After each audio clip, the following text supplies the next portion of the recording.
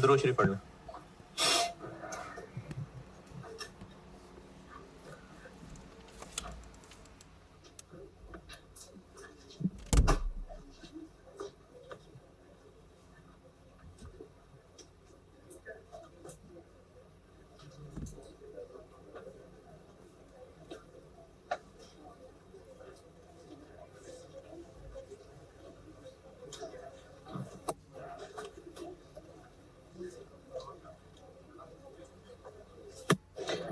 सवाल कल एक कहा था स्प्रिंग 18,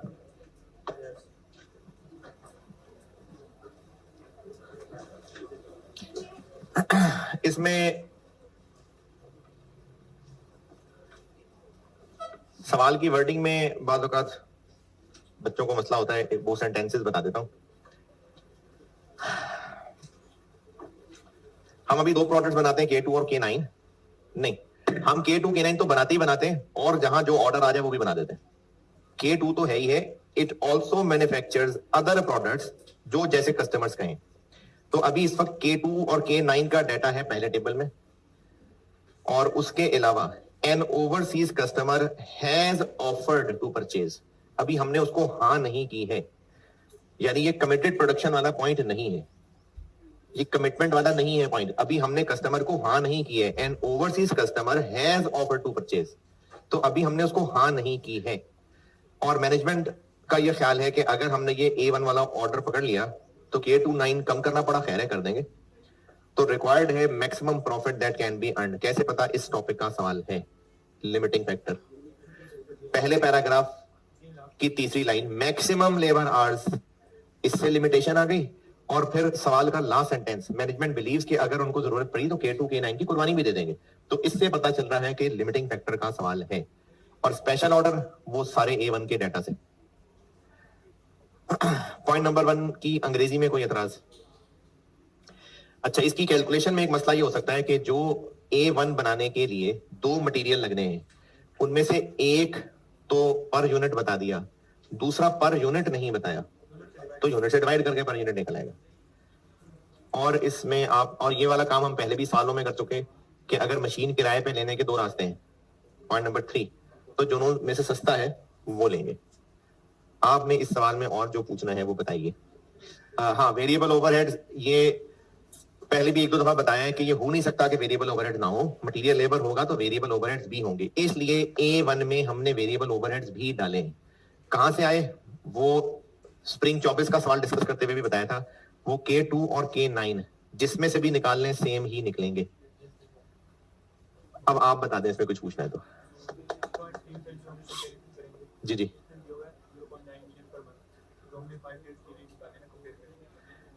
नहीं नहीं, हमने पूरे 3 कितने हैं, कितने अरसे का?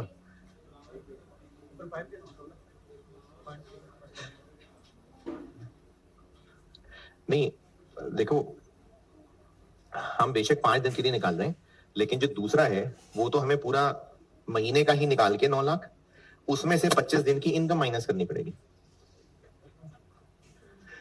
दूसरी ऑप्शन है 9 लाख पर मंथ, लेकिन हम किराए पे भी दे सकते हैं। सबलेट मतलब हम किराए पे दे सकते हैं। तो जिन 25 दिनों में हमें नहीं चाहिए होगा उस पे हम किराया कमा लेंगे। तो जब 9 लाख में से वो 25 दिन का किराया माइनस करेंगे तो नेट हमें 5 दिन का ही खर्चा पड़ रहा होगा। स्प्रिंग 18 में और कोई सवाल जी? दूसरी वाली ऑप्शन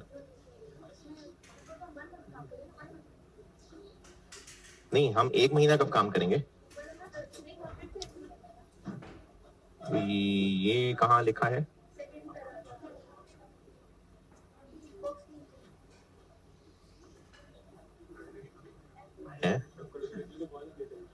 अच्छा अच्छा, अरे वो तो कॉन्ट्रैक्ट महीने का बेशक होगा, लेकिन हमें मशीन ही 5 दिन के लिए चाहिए ना। पॉइंट 3 का पहला सेंटेंस तो देखें, हमें मशीन 5 दिन के लिए ही चाहिए बस। तो इसलिए ये दोनों ऑप्शंस 5 दिन के हिसाब से ही हमें कॉस्ट कर रही है। स्प्रिंग 18 में और कोई सवाल किसी का अगर किया होता तो? इसके अलावा है? अच्छा चले पूछें।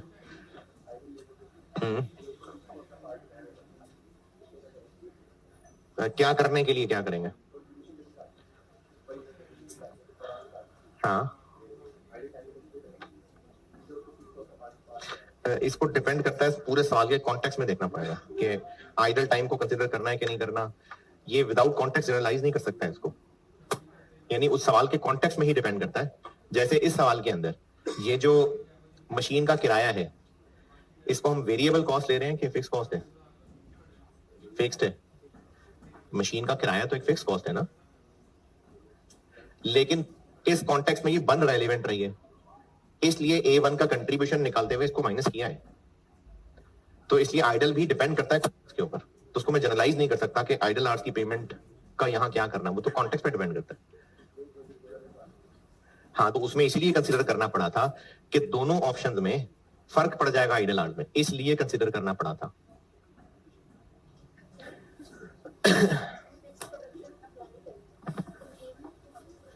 A1 में क्यों माइनस किया है? कब किया है? नहीं किया, प्रॉफिट पूछा था ना, प्रॉफिट, तो उसमें तो फिक्स कॉस्ट माइनस करनी है। A1 ये जो हम लोग लिमिटिंग फैक्टर भी ले रहे हैं, इसमें हम रैंकिंग कंट्रीब्यूशन की बेस पे क्यों कर रहे होते हैं? फिक्स कॉस्ट क्यों नहीं ले रहे होते? प्रोडक्ट्स की हम लोग रैंकिंग करते हुए सेल में से सिर्फ वेरिएबल खर्चे क्यों माइनस करते हैं, फिक्स क्यों नहीं करते? तो रेलिवेंट नहीं होती ना, लेकिन ये मशीन वाली किराया रेलिवेंट है, इसलिए लिया है। अब एक रेलिवेंट चीज है, अगर हम A1 नहीं बनाएंगे तो ये किराया नहीं पड़ेगा, तो इसलिए रेलिवेंट है, इसलिए माइनस किया। स्प्रिंग 18 जी,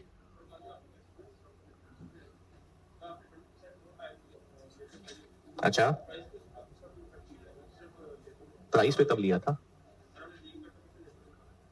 प्राइस पे मैंने कब बैग लिया था उसका? हाँ हाँ, लेबर जब ज्यादा टाइम लगाएगा तो हमें वो जी बनाना ज्यादा लेबर कॉस्ट नहीं पड़ेगी?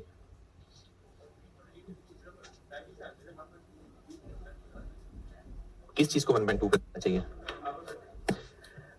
बीटा का एक यूनिट बनाने में लेबर कॉस्ट लगती है इतनी, जी का एक यूनिट बनाने में लेबर कॉस्ट कैसे निकालूं? क्या करूं? लेबर का इस पे अगर 1 घंटा लगता था तो इस पे 1.2 आवर्स लगेंगे, तो लेबर कॉस्ट बढ़ जाएगी ना, इसका मतलब है। तो इसलिए 1040 से कितनी हो जाएगी? तो ये लेबर कॉस्ट निकाली थी, टाइम ज्यादा लगेगा तो ज्यादा कॉस्ट पड़ेगी। स्प्रिंग 18, स्प्रिंग 18 में कोई सवाल जी?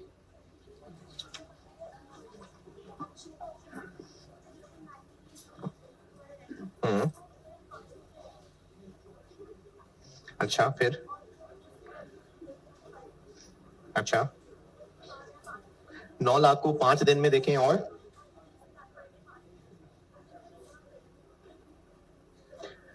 जितनी आवाज मुझे वहां आ रही थी उतनी ही यहां भी आ रही, थोड़ा ऊंचा बोलो।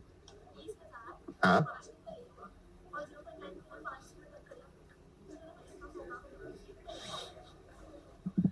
9 लाख 1 दिन का आ गया, 5 दिन कर लिया, कितना? 150। और जो हम किराया कमा रहे होंगे उसको क्या करूं? 20,000 इंटू 5, कुर्बानी नहीं है। अच्छा चलो खैर, अब क्या करूं? अच्छा अच्छा, ये आप कुर्बानी के सेंस में ले रहे हैं? अगर ये A1 ही ना होता तो हमने ये कमाना ही कमाना था, नहीं तो कुर्बानी किस बात की? कुर्बानी वो होती है कि अगर ये जॉब ना होती तो क्या होने वाला था, हमें कोई इनफ्लो होना था, इस जॉब की वजह से जाया होगा, वो कुर्बानी होती है। ये तो अभी हम सोच रहे हैं कि उस दुकान से किराए पे लें कि उस दुकान से किराए पे लें, अभी तो इसमें कुर्बानी वाली बात नहीं है। स्प्रिंग 18 में और कोई सवाल? चलो, किसी ने कुछ नहीं पूछना। मेक और बाय के मैंने 2 टुकड़े किए थे, नहीं केस 1 कहा था, तो अब ये दूसरा टुकड़ा मेक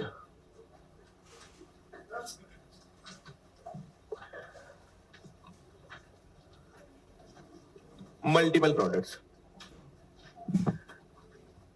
कल किया था मेक और बाय सिंगल प्रोडक्ट के लिए, अब है मल्टीपल प्रोडक्ट्स। अच्छा, प्रोडक्ट ए बनाए या खरीदें, कैसे फैसला करें? यानी मेक और बाय कंपेयर कर लें, तो अगर बी और सी का भी फैसला करना है तो भी ऐसे ही कर लें, तो फिर फायदा क्या? मतलब ये बड़ी बात कर दी मल्टीपल प्रोडक्ट्स। तो ये मल्टीपल प्रोडक्ट्स का ना सवाल ही तब बनेगा अगर ये मिक्स हो जाएगा लिमिटिंग फैक्टर के साथ, तो ये सवाल है। वरना जहां हमने एक का महंगा सस्ता कंपेयर करना था, चार का कर लेंगे। तो ये मल्टीपल प्रोडक्ट का सवाल ही तब बन रहा है अगर ये लिमिटिंग फैक्टर के साथ मिक्स हो रहा है तो। यानी कहानी ये है कि मल्टीपल प्रोडक्ट्स बनते हैं।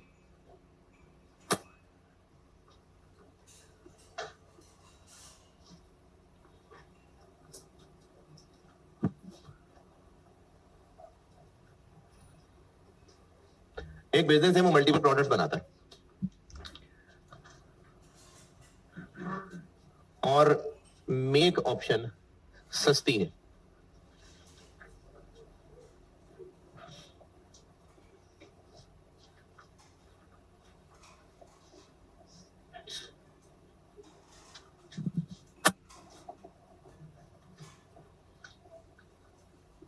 मल्टीपल प्रोडक्ट्स बनाता है एक बिजनेस और मेक ऑप्शन सस्ती हैं।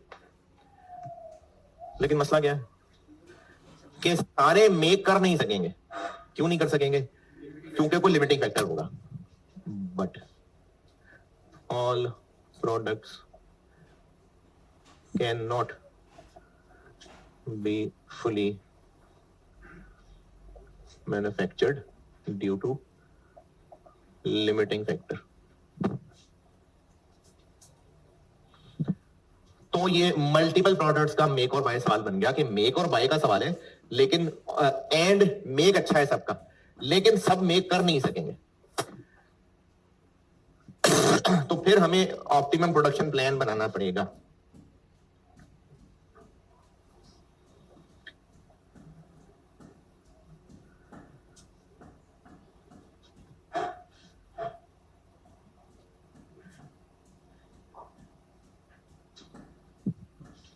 बिल्कुल सेम जैसे पहले पढ़ा था।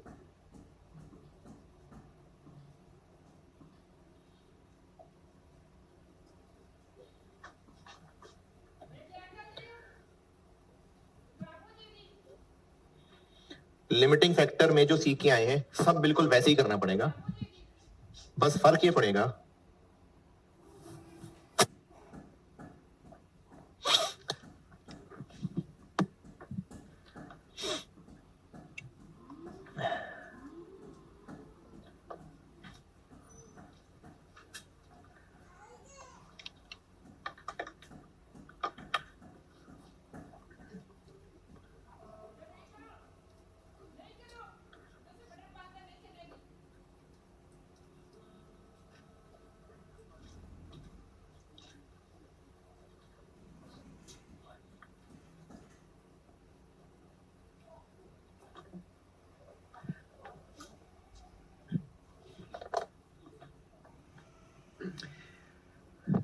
मेरे ख्याल में इसका ये यूएसबी वाला बंद करके देखें। ये ना मोबाइल से नहीं हो सकता है।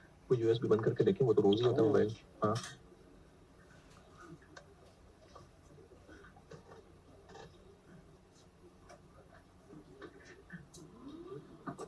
देखते हैं।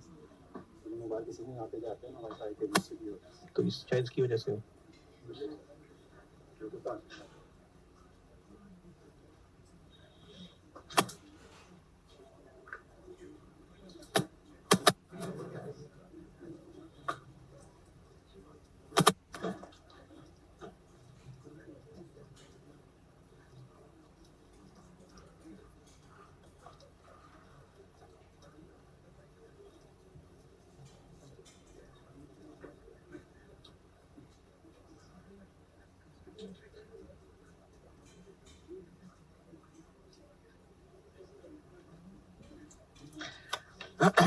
यहां तक लिखा। अब ये हेयर से आगे बढ़ता हूं।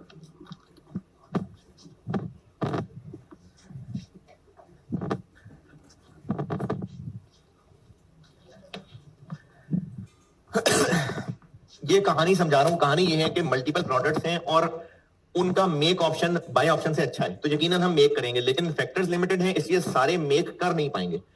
तो अब यहां लिमिटिंग फैक्टर आ गया, इसलिए सवाल करने का तरीका लिमिटिंग फैक्टर जैसा।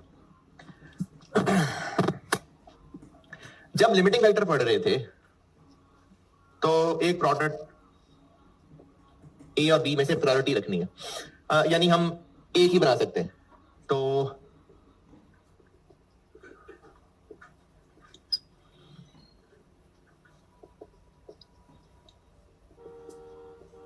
फिक्स कॉस्ट कंसिडर की थी? क्यों नहीं? क्योंकि हम ए बनाए या बी बनाए फिक्स कॉस्ट होनी है, इसलिए इसको कंसिडर नहीं किया था। तो हमने फैसला किया 26 इनकी बेस पे। तो फिर और अगर लेबर आर भी 1 है, यानी दोनों के लिए 1 आर लगना है, तो पहला नंबर बी का ना। अच्छा वही बात पहले मैं पुराने वाले तरीके से बोलता हूं, फिर उसका थोड़ा सा नजरिया बदलूंगा। अगर हमारे पास रिसोर्सेज थोड़े हैं और इन दोनों में से एक ही बन सकता है, तो किसको प्रेफर करेंगे? बी को। क्यों? क्योंकि इस पे कंट्रीब्यूशन ज्यादा कमाएंगे। मेरी बात सुन रहे हैं? बी इसलिए प्रेफर करेंगे कि उस पे कंट्रीब्यूशन ज्यादा कमाएंगे। इसी बात को मैं एक डिफरेंट अंदाज से कहने लगा हूं। अगर हमने ए ना बनाया तो 22 जाया होंगे, बी ना बनाया तो 26 जाया होंगे, इसलिए बी बनाएंगे। पहले मैंने जो बात की थी, मैंने इसको पॉजिटिव सेंस में कहा था कि बी पे ज्यादा कमाएंगे, इसलिए बी प्रेफर्ड। इसी बात को अब मैं ऐसे कहने लगा हूं कि अगर ए ना बनाया तो 22 आया, बी ना बनाया तो 26 आया, तो इसलिए बी बनाएंगे। ये बात सही है? इसी को और तोड़ता हूं। ए ना बनाया तो 40 नहीं आएगा, 18 खर्च नहीं होगा, यानी 22 जाया होगा। बी ना बनाया तो 24 खर्च नहीं होगा, 50 नहीं आएगा, 26 आया होगा, तो इसलिए हम बी को प्रेफर करेंगे। ये बात दोबारा, अगर ए ना बनाया तो 18 खर्च नहीं होगा, 40 नहीं आएगा। क्यों नहीं आएगा? नहीं बनाएंगे तो नहीं बेचेंगे, 22 जाया हो जाएगा। बी ना बनाया तो 24 खर्च नहीं होगा, 50 नहीं आ सकेगा, मतलब 26 जाया हो जाएगा, तो चलो बी बनाएंगे। अब ये लिमिटिंग फैक्टर से हटके मेक और बाय में आ गया। अगर हम इसको बनाने की बजाय खरीद लें तो ए मिल जाएगा 21 रुपए का, और अगर हम बी बनाने की बजाय खरीदे तो ये मिल जाएगा 25 रुपए का। तो अब हम लोग ए और बी में प्रायोरिटी कैसे सेट करें? अभी मेरी बात चल रही है, अभी आपसे नहीं पूछा, अभी सवालिया निशान आप पे नहीं लगाया, अपने ऊपर ही लगाया। अब अगर मेक और बाय आ गया तो फिर अब हम फैसला कैसे करें? क्या अब भी 22 और 26 की बेस पे करना सही है? आपसे नहीं कह रहा, अब मैं ही बता रहा हूं। क्या अब भी 22 और 26 की बेस पे करना सही है? क्या अब भी ये कहना सही है कि अगर ए ना बनाए तो 18 खर्च नहीं होगा और 40 नहीं आएगा? अब ये बात कहना सही है कि 40 नहीं आएगा? 40 तो आएगा ही आएगा। क्यों? बनाएंगे नहीं तो खरीद के बेच देंगे। तो अब ये वाला मसला रहा ही नहीं। अब सेल ना कर सकना मसला नहीं रहा। जब लिमिटिंग फैक्टर था तो हम जो प्रोडक्ट नहीं बना सक रहे थे फिर वो जाया ही जा रहा था, फिर वो बिक भी नहीं सकता था। लेकिन मेक और बाय में फर्क क्या पड़ गया? सेल का मसला ही नहीं रहा। बना के नहीं बेच सकेंगे तो खरीद के बेच लेंगे। तो जैसे ये रेलेवेंट नहीं था ना, अब ये भी रेलेवेंट नहीं रहा। तो अब हमारा डिसीजन 22 और 26 की बेस पे नहीं होगा। अब हमारा डिसीजन ऐसे होगा कि अगर हम इसको खरीदने की बजाय बना लें तो 3 रुपए का फायदा, और अगर इसको खरीदने की बजाय बना लें तो 1 रुपए का फायदा। तो ए को बना लेते हैं, क्योंकि इसको खरीदना छोड़ के बनाने में हम सिर्फ 1 रुपए फायदा उठा रहे हैं, इसको खरीदना छोड़ के बनाने में 3 रुपए का फायदा हो रहा है। तो इसको प्रेफर करेंगे। नहीं समझ आई बात? सेल प्राइस रेलिवेंट नहीं है, ये भी नहीं आया समझ? ये भी समझ नहीं आया। जब हम लिमिटिंग फैक्टर पढ़ रहे थे तो जिस प्रोडक्ट की बारी नहीं आएगी वो नहीं बनेगा, बिकेगा भी नहीं, इसलिए ये भी खर्चा नहीं होगा तो इतने का बिकेगा भी नहीं। लेकिन अब जब हम मेक और बाय की बात कर रहे हैं तो अगर प्रोडक्ट ए ना बना सके तो बेच भी नहीं सकेंगे, खरीद के बेच लेंगे ना। यानी सेल प्राइस अब टेंशन ही नहीं है। सेल हम अब भी दोनों कर सकेंगे, जो बना के सेल कर लेंगे वो बना के सेल कर देंगे, जो नहीं बना सकेंगे वो खरीद के सेल कर देंगे। तो सेल करना अब रेलेवेंट नहीं रहा। सेल्स हो ही जानी है, तो जब ये रेलेवेंट चीज ही नहीं रही तो अब इसकी बेस पे फिर डिसीजन भी नहीं होगा। तो अब डिसीजन में रेलेवेंट रहेगी सिर्फ ये दो चीजें कि किसको बनाने में ज्यादा फायदा है, इसको बनाने में ज्यादा फायदा है, इसको बनाने में कम फायदा है। तो ये जो 3 और 1 रुपया है इसकी बेस पे डिसीजन होगा। और ये 3 और 1 कैलकुलेट कैसे हुआ? दोनों कॉस्ट्स का फर्क है। और पहले चूंकि लिमिटिंग फैक्टर याद कंट्रीब्यूशन के नाम से रखा हुआ है ना, तो मैं वो वाला रास्ता भी बताता हूं। अगर हमने इसको बनाकर बेचा तो कितना कंट्रीब्यूशन कमाएंगे? 22। लेकिन अगर खरीद के बेचा तो 19 कमाएंगे। अगर इसको बना के बेचा तो 26 कमाएंगे, और अगर खरीद के बेचा तो 25 कमाएंगे। कंट्रीब्यूशंस का फर्क कितना? वो यही वाला 3 और 1 है। यानी हम लोग अब फैसला कंट्रीब्यूशन की बजाय एक्सेस कंट्रीब्यूशन की बेस पे करेंगे। पहले हम लोग फैसला कर रहे थे कंट्रीब्यूशन की बेस पे, अब हमने 22 और 26 की बजाय 3 और 1 की बेस पे फैसला करना है। और अब ये 3 और 1 इस रास्ते से चले तो ये क्या है? दोनों ऑप्शंस की कंट्रीब्यूशन का फर्क है। तो अब हमने रैंकिंग 22 और 26 की बजाय 3 और 1 की बेस पे करनी है। 19। अगर हम खरीद के बेचें तो इतना कमाएंगे, नहीं बना के बेचें, और अगर खरीद के बेचें ये खर्चा पड़ेगा ना। 21 का खरीद के 40 का बेचें तो इतना कमाएंगे, 25 का खरीद के 50 का बेचें तो इतना कमाएंगे। तो ये कंट्रीब्यूशंस का फर्क है। तो ये जो 3 और 1 रुपया है जो कि खर्चों का फर्क है, टेक्निकली ये कंट्रीब्यूशंस का फर्क है। तो हम जो पहले सवाल कंट्रीब्यूशन के हिसाब से कर रहे थे, अब हमने कंट्रीब्यूशन की बजाय, सवाल सब वही है, कंट्रीब्यूशंस की बजाय एक्सेस कंट्रीब्यूशन की बेस पे करना है। अगर ये एक्सेस वाली बात अभी नहीं हैंडल हो रही कि कैसे कैलकुलेट करेंगे, तो मैं भी सवाल करके बताता हूं।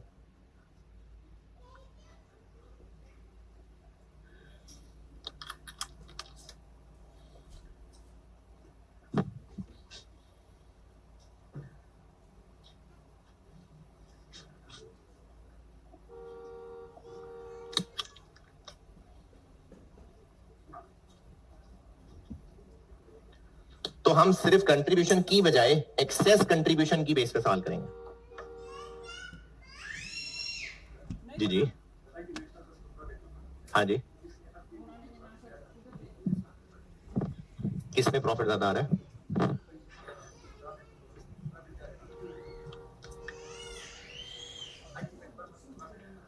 अगर आप कह रहे हैं कि हम 19 और 25 को कंपेयर करें, ये कह रहे हैं हम? हाँ, अच्छा, हम 22 और 26 या 19 और 25 की बेस पे भी कंपेयर कर लें तो बी बेहतर लग रहा है, ये कह रहे हैं ना आप?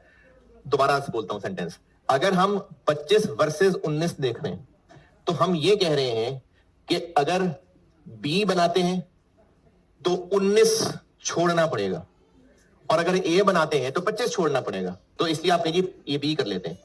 लेकिन अगर हम बी बनाते हैं तो 19 छोड़ना थोड़ी पड़ेगा। क्या हम ए नहीं बेच सकेंगे?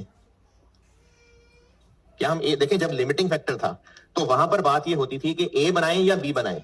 अगर बी बनाएंगे तो फिर ए बना ही नहीं सकेंगे, और जब बना ही नहीं सकेंगे तो फिर बेच भी नहीं सकेंगे, यानी ये सारा का सारा जाया होना था। यहां पर ऐसा नहीं होने लगा। अगर हमने बी बनाया तो क्या ए बेच ही नहीं सकेंगे? खरीद के बेच लेंगे। तो इसलिए ये टोटल जाया नहीं होगा। इसलिए इनकी बेस पे कंपैरिजन सही नहीं है, क्योंकि 22 और 26 निकालने में 40 और 50 इस्तेमाल हुआ है, तो 40 और 50 रेलिवेंट ही नहीं है, क्योंकि हम चाहे खरीदें चाहे बनाएं, बेच तो हमने लेना ही है, दोनों के दोनों बेच लेने हैं। तो इसलिए ये वाली चीज रेलिवेंट नहीं रही। इसलिए हम सिर्फ दोनों खर्चों की बेस पे फैसला करने लगे कि ज्यादा सस्ता किसमें, ज्यादा फायदा किसमें।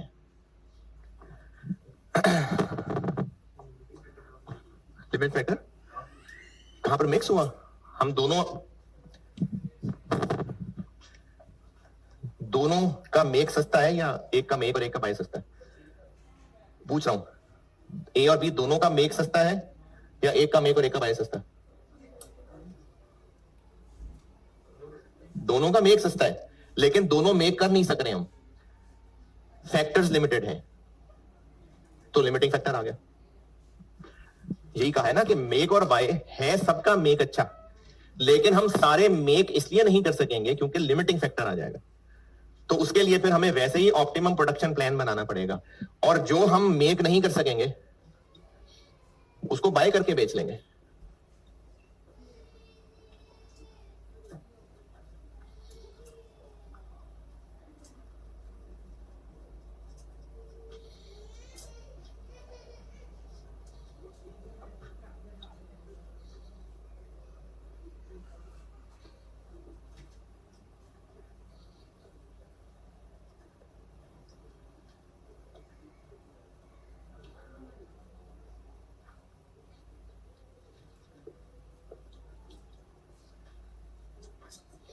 अगर कोई प्रोडक्ट हम प्रोड्यूस ना कर सके तो उसकी जो डिमांड रह जाएगी वो हम खरीद के पूरी कर देंगे।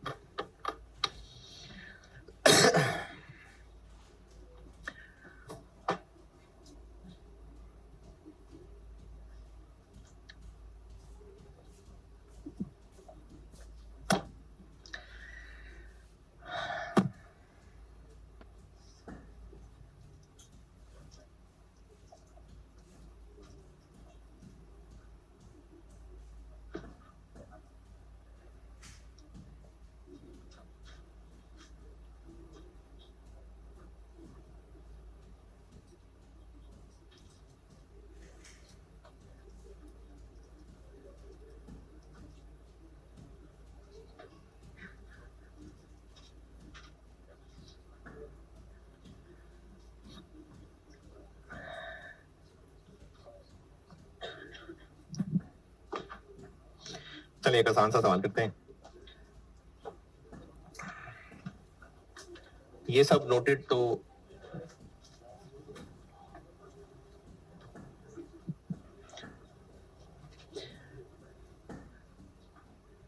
चलिए सवाल पे। अच्छा एक एग्जाम टिप बता रहा हूं, अगर आपको अभी काम की लगे और समझ आए तो लिखना, ना समझ आए तो पहले मैं सवाल सॉल्व कर दूं फिर लिख लेना।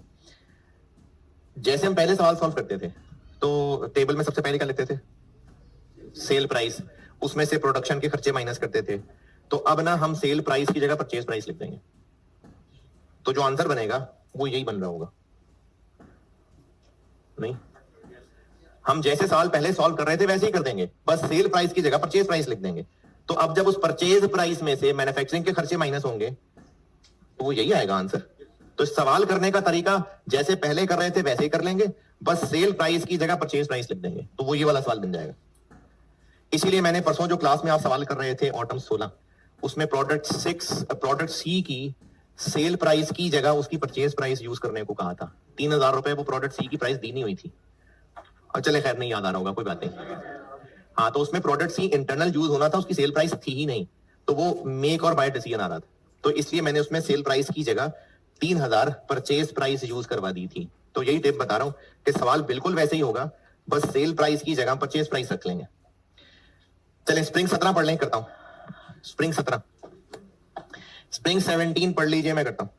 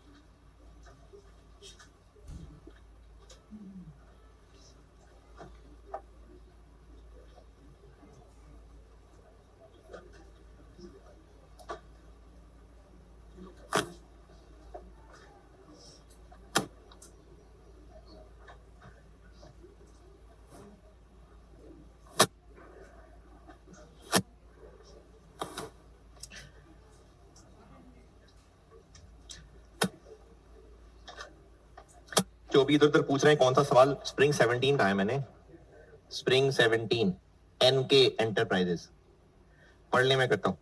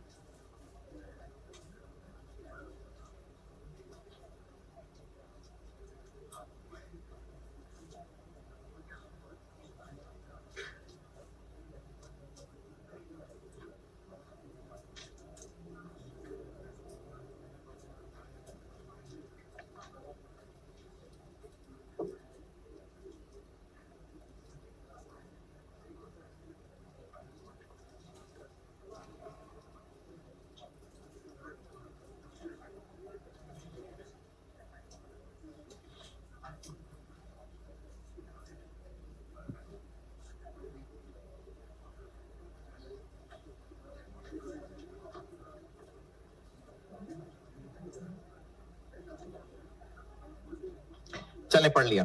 कैसे पता इस टॉपिक का सवाल है? हाँ जी, एक तो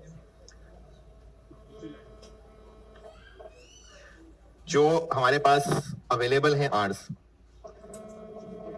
वो बस 50,000 अवेलेबल है, तो यहां से पता चल रहा है कि कोई लिमिटिंग चीज है। फिर 4 कंपोनेंट है और पूछा ये है determine the number of units to be produced in house. In house यानी जो हमने बनाने हैं। तो सवाल के डेटा से पता चल रहा है कि ये लिमिटिंग फैक्टर है। और मेक और बाय है, ये कैसे पता? यानी पूछे उससे ही जी, रिक्वायरमेंट से भी और टेबल के अंदर लास्ट लाइन से भी और पहले पैराग्राफ की लास्ट सेंटेंस से भी कि देयरफॉर एन के इज कंसीडरिंग टू बाय। तो ये मेक और बाय का सवाल है।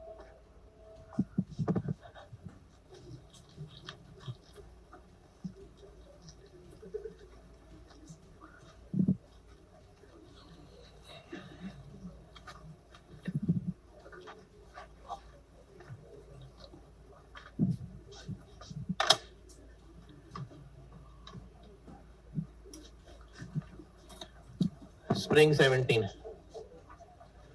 x1, x2, x3, x4 make और बाय है, इसलिए सेल प्राइस की जगह परचेज प्राइस रख लेते हैं।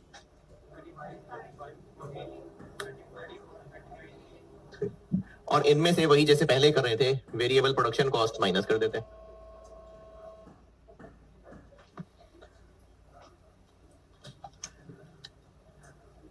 क्या क्या है?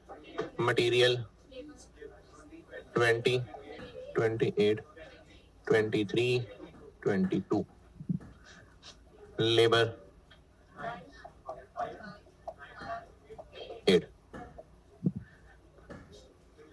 वेरिएबल एफओएच, ये काम बचपन से करते आ रहे हैं। इसमें से वेरिएबल कैसे निकालें?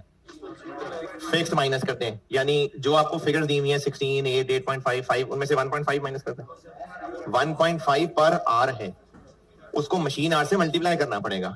तो अब देखें, सवाल में ना स्ट्रेट इंफॉर्मेशन गिवन है, तो हम अलग से वर्किंग की बजाय एग्जामिनर को ये भी कह सकते हैं कि वो जो तुमने टोटल OAR दिया हुआ है, हम उसमें से ₹1.5 इनटू मशीन आर्स माइनस करने लगे। अब ये बता के आंसर लिखते हैं। जैसे 8 आवर्स चाहिए, उसको 1.5 से मल्टीप्लाई किया, 12 बन गया, 16 में से माइनस किया तो 4। इसी तरह बाकी भी आ गए। यार इतनी जल्दी जल्दी कर लेते हैं, ये आंसर देख के बता रहे हैं।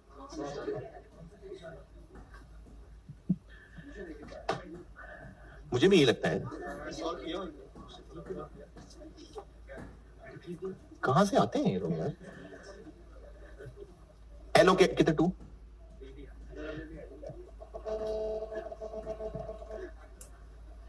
एलोकेटेड एडमिन ओवरहेड्स, एलोकेटेड नहीं आएंगे।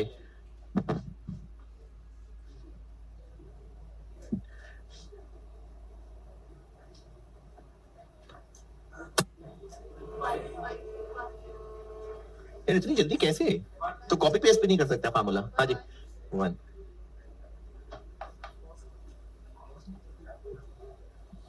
लेकिन हमें इसकी बेस पे रैंकिंग नहीं करनी, पर आर पे जाना है। अच्छा कैसे पता लिमिटिंग फैक्टर मशीन आ रहे? ऊपर बताया हुआ है 8। तो एक्सेस कंट्रीब्यूशन पर आर बन गई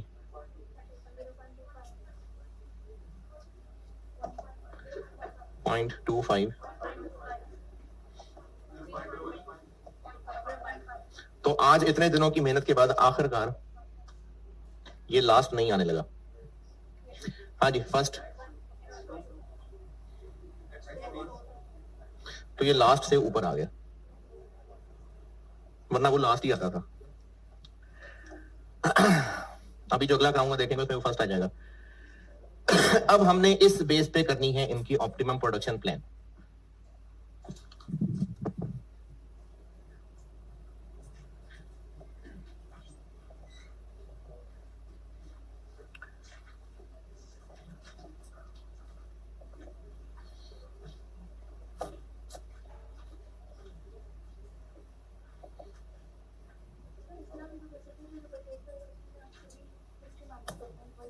क्या माइनस कर दें? नहीं है, वो एलोकेटेड भी तो माइनस करते हैं ना, कर दें। तो ऐसे भी 3 आने लिखनी थी, ऐसे भी 3 आने लिखी है।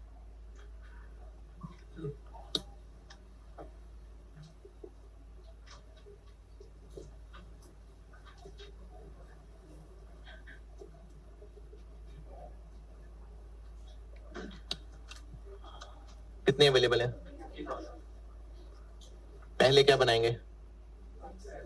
x2 कितने बना लें? कितने मशीन आवर्स खा जाएगा? फिर बना लेते हैं x4,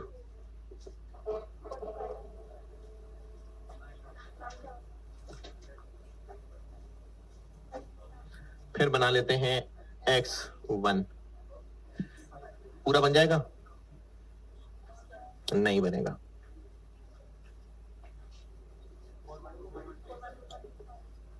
फोर 1 2 5। ये हो गया प्रोडक्शन प्लान। तो x1 रह गया थोड़ा सा और x3 रह गया। परचेज प्लान पहले कौन सा खरीदें? भाई जिसकी दुकान करीब है वो खरीद लेंगे। परचेज में किस बात की रैंकिंग? रैंकिंग तो यहां करनी थी ना, तो अब जो बचा वो करना ही करना है। x1 भी खरीदना है तो x3 भी खरीदना है। पहले x3 लिख लें। x1 कितना खरीदना है? 65 माइनस 4125 2375 और x3 ले, ये सवाल।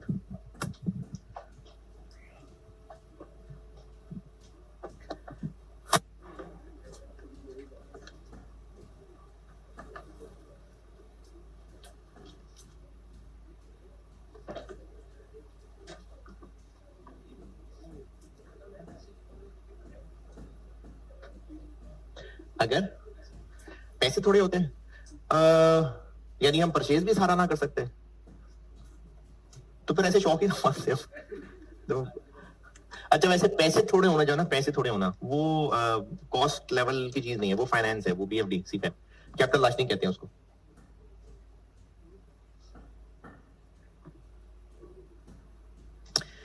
स्प्रिंग 17। अच्छा, एक ना इसी का बिल्कुल सेम वर्जन जबानी जबानी पड़का रहे हैं हम इसको। किसी ने करना हो, दिल करे तो कर लेना, लेकिन मेरी तरफ से वो जबानी जबानी फाड़ेगा। स्प्रिंग 19 देखें। अच्छा ठहरे ठहरे, कर लें इसको, कर लें, नोट कर लें, फिर देखते हैं। इसमें कुछ पूछना है तो बता दें।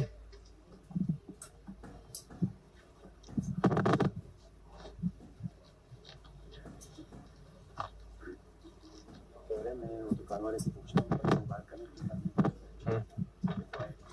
वैसे नहीं आई है ना, हर चीज़ को पेश करने। तो फिर तो उन्हें कहा वो दुकान वाला दुकान बोलता है ना, मैं जाके से पूछता हूँ। ठीक।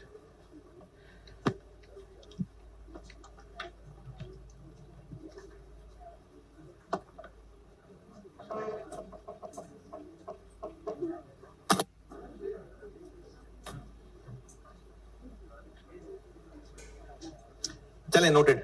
स्प्रिंग 19 देखें, दो हैं। पहले वाला देखें, एलपीएल पढ़े। स्प्रिंग 19 एलपीएल पढ़िए।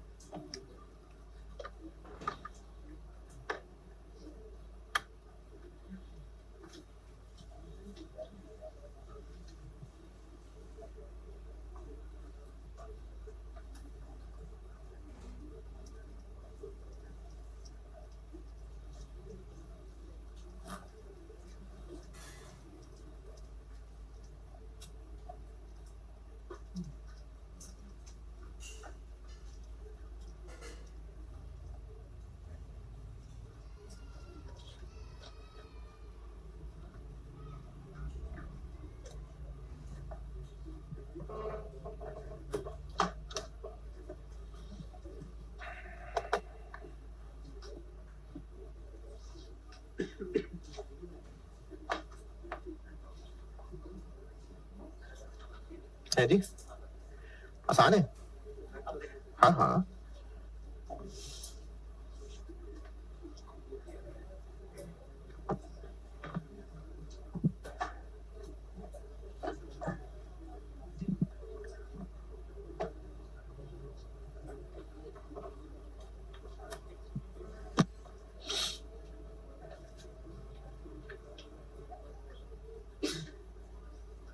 अगर पढ़ रहे थे तो पढ़ा होगा। इसी को देख के बना हुआ है, सिर्फ फिगर्स बदली नहीं है, सारी वही वही लाने हैं, direct material, direct labour, factory overhead, allocated admin overhead, table के नीचे फिक्स्ड का पर आर रेट बता दिया, वही मशीन आर, सब सेम है।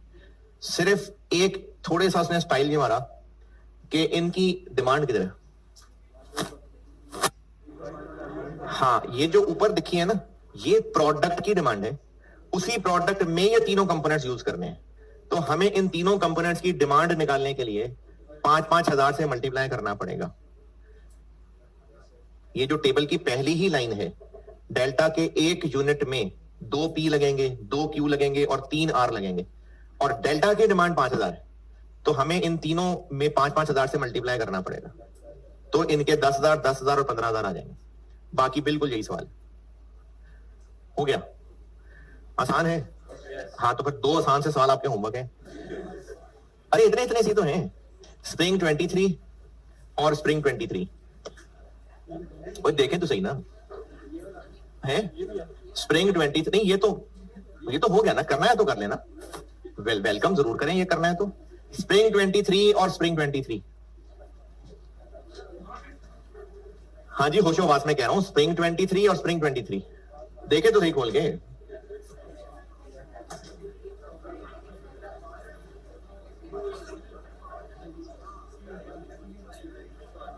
नहीं देखा? स्प्रिंग 23 पहला सवाल लिमिटिंग फैक्टर है, फिर दूसरा सवाल उन्होंने कहा सेम डाटा है, मेक और बाय बना दिया उसको। 17 नंबर। स्प्रिंग 23, दोनों स्प्रिंग 23 के सवाल हैं। मिले? ये दोनों होमवर्क हैं। चले एक इसका और करा देता हूं, मेक और बाय। कल फिर इसके दौरान थोड़े तगड़े सवाल भी कराऊंगा। आप पढ़ लें अब ऑटम 14। ऑटम 14 पढ़ लें। स्प्रिंग 23, स्प्रिंग 23 दोनों सवाल होमवर्क हैं, छोटे छोटे आसान आसान से, ये होमवर्क है। और अभी आप ऑटम 14 पढ़ लें, करता हूं मैं बोर्ड पे।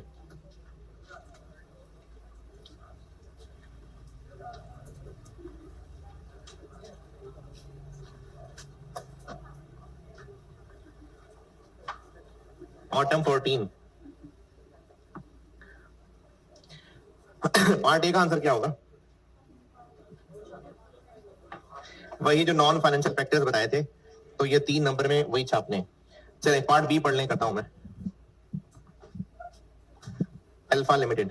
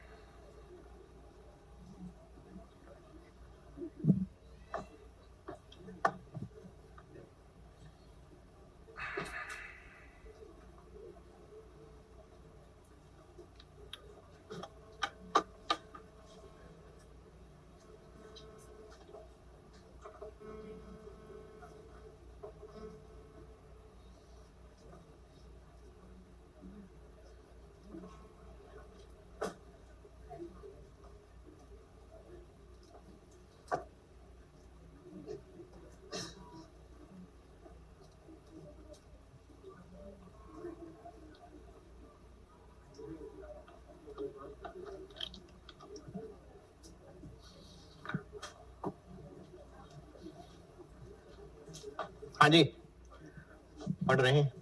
पढ़ लिया है? कैसे पता इस टॉपिक का सवाल है? पहले पैराग्राफ में लिखा हुआ है कि लिमिटेड प्रोडक्शन कैपेसिटी है और डिमांड हमें पूरी करने के लिए फिर इंपोर्ट्स करनी पड़ती है, यानी परचेज करना पड़ता है। तो प्रोडक्शन कैपेसिटी लिमिटेड है और हमें इंपोर्ट करना पड़ता है, तो ये लिमिटेड फैक्टर आ गया। बजट बना के तो दिया हुआ है, लेकिन ये तो उन्होंने अपनी समझ बूझ के हिसाब से बना दिया। आपसे पूछते हैं कि आप वो प्रोडक्शन प्लान बताएं जिससे प्रॉफिट्स मैक्सिमाइज हो सके, तो ये ऑप्टिमम प्रोडक्शन प्लान का सवाल है। और मेक और बाय है, ये कैसे पता? क्योंकि जो प्रोड्यूस नहीं कर सकते वो इंपोर्ट कर लेते हैं, तो इसलिए ये मेक और बाय का सवाल है।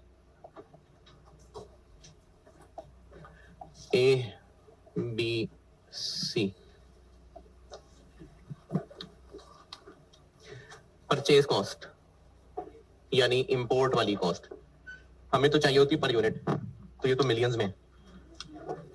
हाँ जी, यूनिट दिए में उनसे डिवाइड कर लें तो ये पर यूनिट आ जाएगी। तो ए के लिए किसको किससे डिवाइड करें?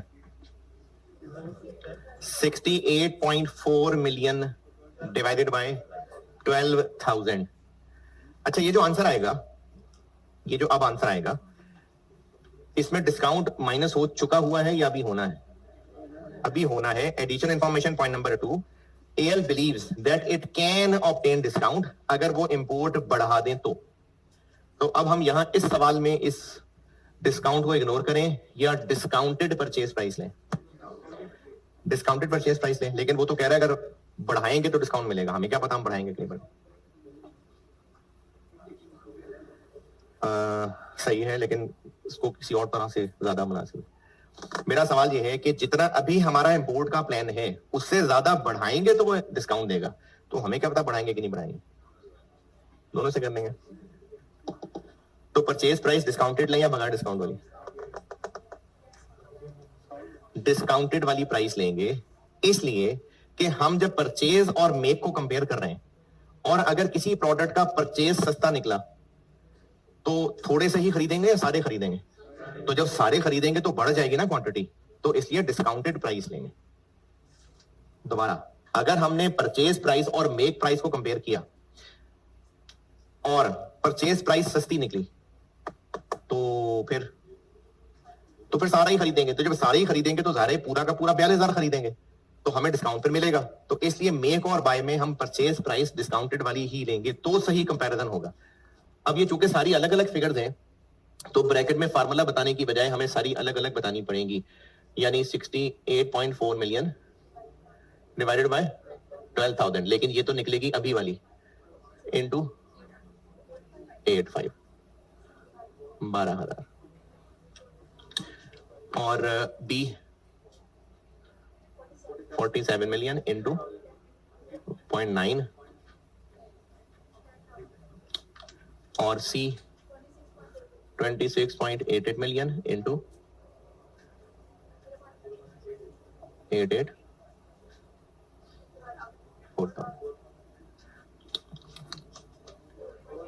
4845 4230 914।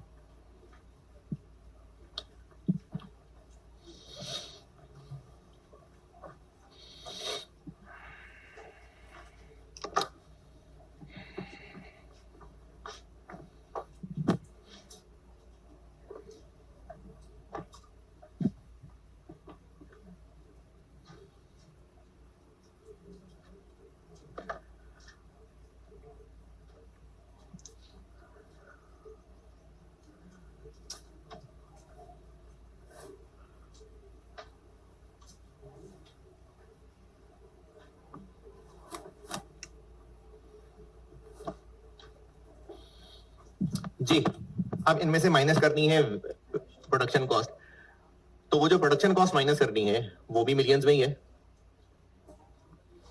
उसको किससे डिवाइड करें? प्रोडक्शन वाले यूनिट से।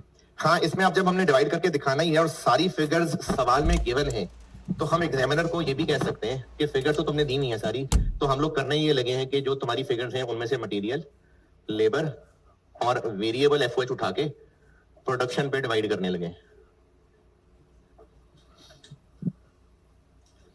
तो तो मटेरियल लेबर वेरिएबल ओवरहेड्स की फिगर उठा के डिवाइड कर दें यूनिट्स पे।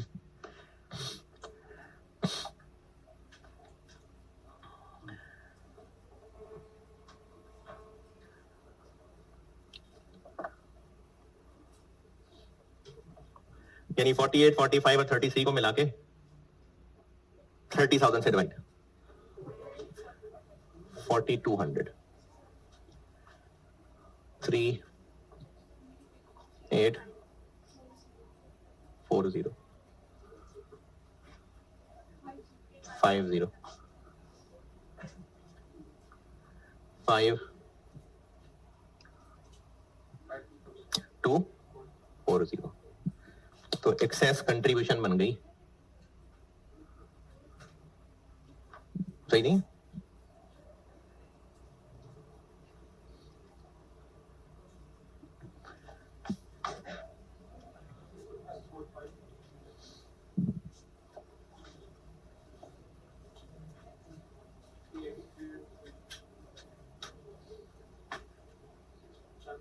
Six, 7,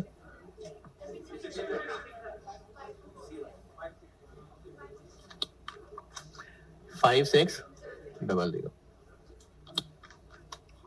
3, 1, 4। ये हो गई एक्सेस कंट्रीब्यूशन, लेकिन लिमिटिंग फैक्टर है मशीन आवर्स। तो मशीन आवर्स पर यूनिट कितने हैं? टोटल दिए हुए, उनको डिवाइड कर लेते हैं प्रोडक्शन वाले यूनिट से।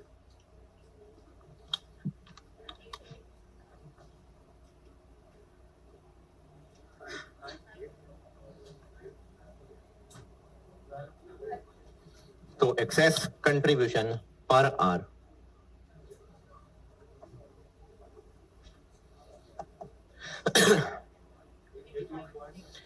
एट 0.3, 4 2.22, 2 6.17। तो आखिरकार प्रोडक्ट ए फर्स्ट आ ही गया।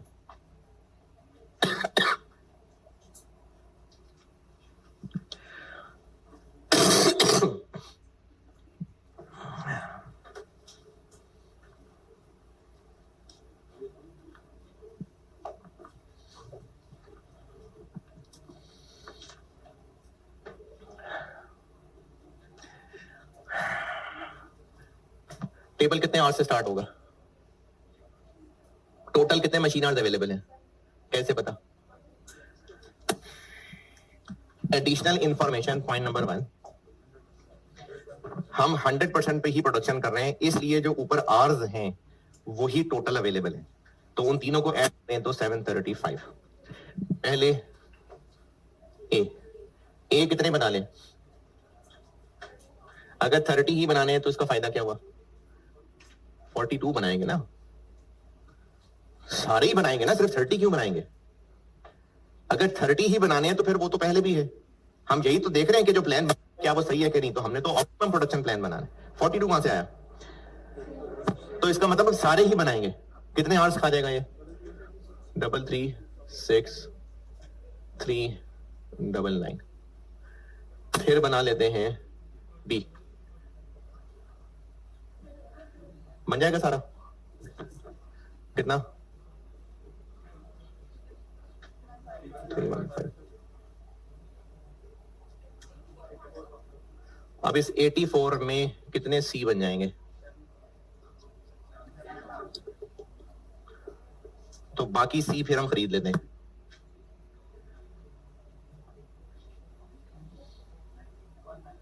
वन 9,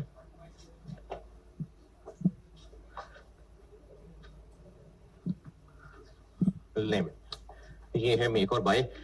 कल मैं इसकी ना और प्रैक्टिस कराता हूं, लेकिन अब थोड़े से गहरे सवाल।